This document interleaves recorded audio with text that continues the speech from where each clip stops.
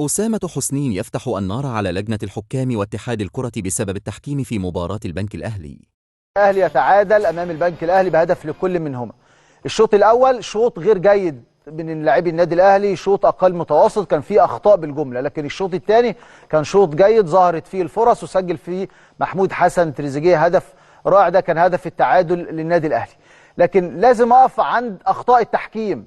كابتن محمود ناجي النهارده ركلة جزاء صحيحة مليون في المية زي ما احنا شايفين قدام حضراتكم. الكورة دي كانت في أحداث الشوط الثاني والنادي الأهلي متعادل، لكن شوف هنا الخطأ وشوف مدافع البنك الأهلي.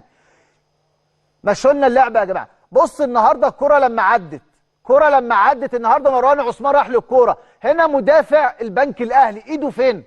إيده في وش مهاجم النادي الأهلي مروان عثمان. الكورة دي ركلة جزاء صحيحة مليون في المية. هنا النهارده كابتن محمود ناجي وحكم الفار الكابتن خالد الغندور. ليه النهارده حكم الفار ما تم استدعاء محمود ناجي علشان يشوف اللعبة دي؟ احنا النهارده يا جماعة بنتكلم على منافسة في بطولة الدوري. استدعي النهارده انت كحكم فار حكم الساحة علشان يشوف الخطأ. لا، وقفوا لنا لو سمحتوا تاني يا جماعة، وقفوا لنا اللعبة دي تاني وهاتوا لنا اللعبة دي تاني. ما ينفعش تعدي مرور الكرام النهارده واحنا بنتكلم على منافسة بطولة الدوري. لجنة الحكام فين واتحاد الكرة فين النهارده في لقطة زي دي؟ ركلة جزاء صحيحة مليون في المية وانا النهارده بنافس بطولة الدوري. لمين ولصالح مين؟ محمود ناجي ما يرجعش اللعبة زي دي. انا بعد لكم اللعبة النهارده من كدر واضح مليون في المية. النهارده الكرة بتعدي والمهاجم معدي وراح للكرة، ايد مدافع البنك الاهلي فين؟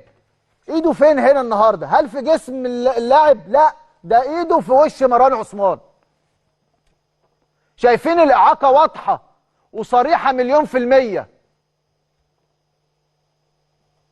انا قلت النهارده على لعيبه النادي الاهلي في اخطاء النهارده بالجمله، لكن النهارده اديني حقي كلاعب، اديني حقي كنادي اهلي. النهارده الكابتن وليد صلاح الدين اول حاجه عملها بعد نهايه المباراه راح لحكم المباراه عشان يتكلم عن الدفعه دي.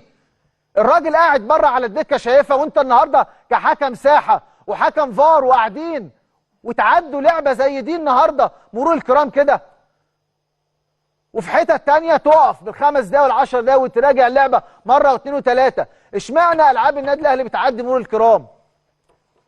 انا ما بقولش ده مبرر، انا اول كلام ليا قلت النهارده وانتقدت لعيبه النادي الاهلي في احداث شوط كامل 45 دقيقه وكان في اخطاء بالجمله وشوط تاني افضل، لكن اديني حقي.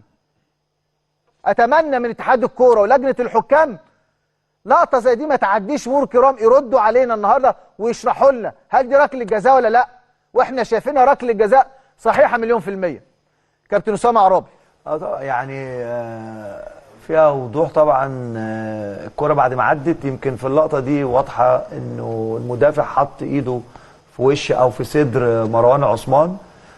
لكن برضو يعني غير محمود نادي الفار هو اللي كان المفروض كمان يستدعيه، يعني لانه حتى لو الحكم ما شافش المفروض الفار يراجع الكرة ويدي قرار، يا اما محمود نادي يروح يشوفها ويتاكد ان هي ضربة جزاء او لا. بس هو طبعا الخطأ مشترك بين الحكم الساحة وحكام الفار، يعني حكام الفار كان لازم يستدعوا فيها محمود نادي عشان يتابعها. يعني رأيك في أحداث المباراة يا كابتن أسامة؟ طبعا زي ما أنت قلت الشوط الأولاني شوط ضعيف بالنسبة للنادي الأهلي. قلنا كان في بطء، عدم حركة كتيرة من لعيبة كتير، في لعيبة كتير مش كانش في الحالة الطبيعية بتاعتهم. وسبحان الله زي ما احنا اتكلمنا على التغييرات اللي المفروض تحصل، ان نزل هاني نزل ديانج، قلنا في نص الملعب عايز نشاط اكتر، هاني عشان الكرات العرضيه وفعلا عمل اكتر من كره عرضيه. بس هو نزل طاهر في اخر 5 دقايق او حاجه. كاموش السيطره بقت للنادي الاهلي والاستحواذ. هو استغنى عن احمد عن كوكا ولعب بالتريزيجيه، ما يعتبرش باك، هو جناح زي ما هو شمال. وحسين الشحات كان بيلعب ناحيه الشمال وفي نص الملعب، يعني تقريبا بتلعب بدون باك شمال. وزود راسين حربه كاموش ومروان عثمان وبن شرقي ناحيه اليمين وتريزيجيه ناحيه الشمال. تريزيجيه بصراحه انشط لاعبي النادي الاهلي، والشوط الثاني عمل اكتر من اختراق من ناحيه الشمال واكتر من هجمه، جاب جون حلو جدا تملي هو بيعمله وعملها بشكل مميز جدا. وبعديها على طول عمل واحده لكاموش، وكاموش باد لك فيها، بس هو طبعا زي ما احنا عارفين هو الراجل ما لعبش الا غير 45 دقيقه ولا 90 دقيقه في شهرين فاتوا، فلسه مع اللعب الكتير مع النادي الاهلي والانسجام والحاله الفنيه.